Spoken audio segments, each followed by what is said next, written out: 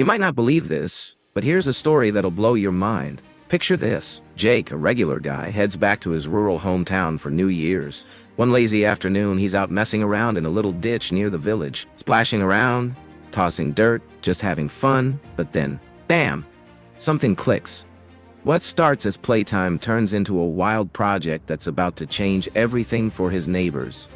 Jake's got this spark of genius. He begins by wading into the middle of the shallow river, about 3 feet deep, and gets to work. First, he buries 2 water pipes, each 6 inches wide, into the riverbed. Next, he builds a sturdy platform right over the water, using cement and elbow grease.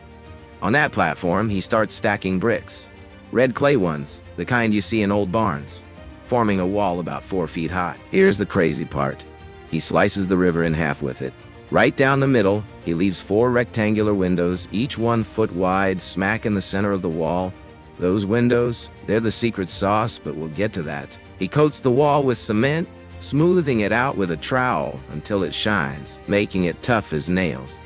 Below the windows, he leans more bricks against the wall, building 2 triangular supports, like mini pyramids, about 3 feet apart. Between them, he tosses in broken bricks, packs it tight, and slathers it with cement to create a ramp.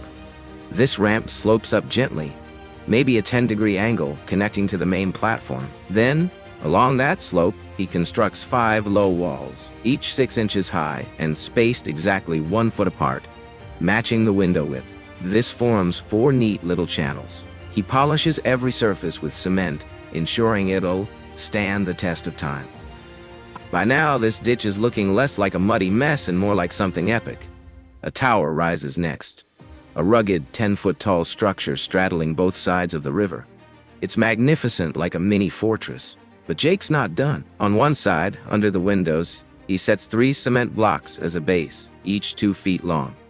He tops them with a single 5-foot cement slab, forming a platform. From there, he builds 3 columns upward, each 3 feet tall, and widens the top with bricks laid side by side. Another layer of cement seals it smooth. The main structure's taking shape now, and it's a sight to behold. On the river's left bank, Jake carves a groove into the soil, a curved slope about 8 feet long, then coats it with cement, tying it into the main build. It's a slick ramp channeling water downward. On the right bank, he digs a horizontal trench 6 feet long and stacks hollow bricks at one end to form a 4-foot support column. He caps it with a cement slab, drills a hole in the middle, and slides in a 4-inch water pipe running underground. Steel rebar reinforces the slab, and more cement locks it all together. Around the edges, he builds a low brick fence, tying the whole thing into one solid unit. So, what's he made? You guessed it. A small hydroelectric dam, Jake's big idea? Power up the village with this bad boy. No more spotty electricity for his neighbors. He installs a metal gate, 12 feet wide, with an electric lift system. In the cement platform's hollowed-out vortex pit, he mounts a turbine generator. Cover seals the water pipe below, letting the dam store water like a champ. The moment of truth arrives. Jake opens the gate. Water roars through, surging into the vortex pit at maybe 50 gallons a second. It slams the turbine blades, spinning them fast enough to kick the generator to life. Suddenly, flick! A light bulb glows.